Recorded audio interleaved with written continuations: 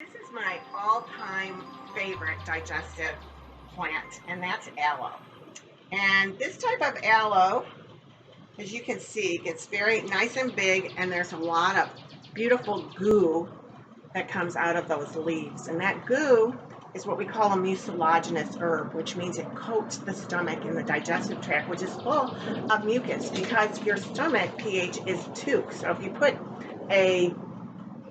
put in your hand in a vat of 2 pH, your hand would be gone. So this mucus lining, if it gets damaged, like ulcers or anything, the polysaccharides, there's a study on this that talks about how the polysaccharides heal that mucus lining.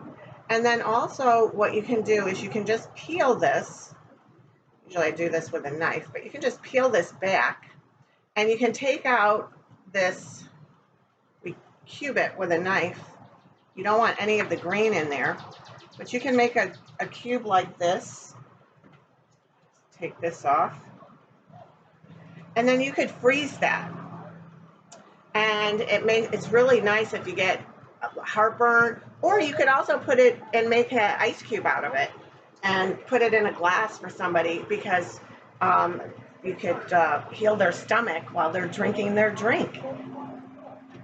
Also excellent for sunburns. I think this grows rampant in Florida because people get sunburned all the time. Hint, if you want the naturopathic way to not get sunburned, is to take 2 fish oils, because your skin is very full of fat, and mostly fat. So if you take more fat, it won't get burned as easily.